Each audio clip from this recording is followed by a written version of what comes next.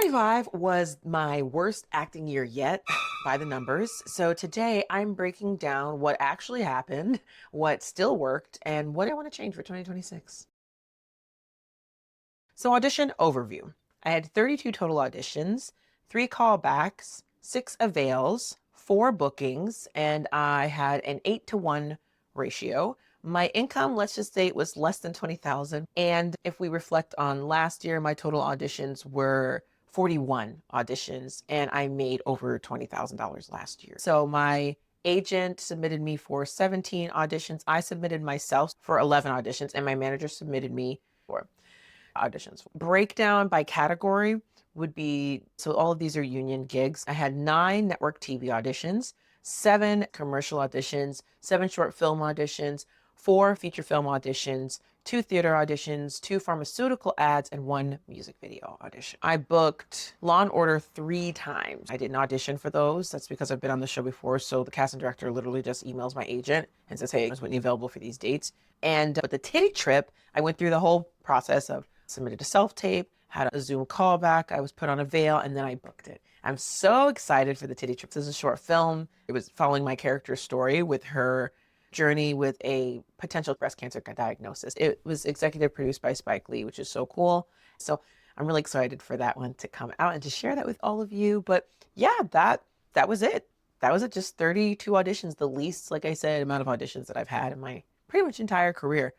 But the quality over quantity, if you would have told me back in 2020, you'd be on Law and Order 3 times a year and getting a lead in a short film, I'd probably be like, wow, that's amazing. I signed with a manager. That was like the biggest win. I signed with a manager. That was one of my big things I wanted to get done, and I got it done. I auditioned for SNL thanks to that manager. So that was really cool. I'd never thought that I'd audition for SNL. So that was really fun. Worked heard on Law and Order 3 times, booked lead in a short film and several commercial renewals this year. I completed UCB Improv 201, which wasn't on my focus area list, but I'm really glad that I committed to that and did it. I love improv and love comedy and just want to make sure I keep that a part of my chops. I did complete 2 Bob Krakauer workshops. So yeah, that is my 2025 acting report, acting review. Those are the numbers. I'm pretty happy with what I did. I do think there is an opportunity to continue to grow. I'm going to keep working at it. What I think worked this year for me was connecting with people and expanding my network of creatives and other artists and actor friends.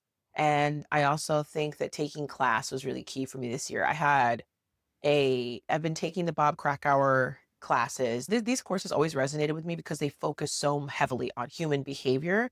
And my entire goal as an actor, as a storyteller, as a performer is to connect with other human beings. And I want to be able to portray real life stories and characters in the best way possible and create storytelling that resonates with other people, as stories have resonated with me throughout my life. So my goal of building my network as an actor, attending these classes, and bringing more truth and depth to my performance all were connected. I ended up meeting a ton of new friends at improv, and I got a chance to perform on a stage, which was a big deal because it was a slow year. And so I really wanted a place that I could actually perform and connect with other people. And I got to do that every week for 6 weeks with improv, which was so fantastic. I was able to go through all of my different connections and relationships that I have with people and have candid conversations about representation and just the industry being slow. And that was really inspiring and helpful during that time for me. And it resulted in a new manager, which was great. And then last but not least, it's bringing more depth and truth to my performances. And yeah, they were all connected. You have to be a real life person in order to play real life people. What didn't work and what I'm going to stop doing in 2025 is sitting around and waiting and over perfecting. Really, they go hand in hand.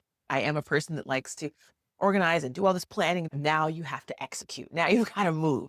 There's just so much valuable time that's lost and wasted in over planning. 2025 taught me that I'm not a failure if I don't have 100 auditions. I'm still a baby actor in a lot of ways. I'm just 5 years in, and I plan on doing this forever because I love it. I'm still a success if I don't have high bookings, high auditions, and a high income for the year. I decided to include a quote for the year. And the 2026 quote is live and work from assumed excellence.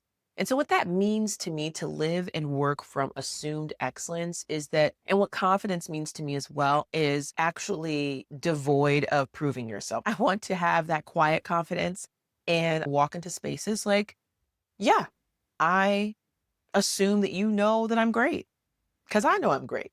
And let's get to work or let me audition or whatever. I'm not going to come in already apologizing or hoping this person, they have power over me to give me the job or not. No, they don't have any power over me. I use my own two legs to get here. I want to use that as my inspiration for 2026. I'm learning so much. I'm learning so much about myself and life and what I want, what I don't want. Enjoy the journey. This is a long game and like respecting the long game of it, not to rush, to really enjoy the journey. Thank you for being here with me through this journey of my journey of 2025. And yeah, keep thriving, keep striving, and I'll see you in the next one. Bye, Scene Stealers.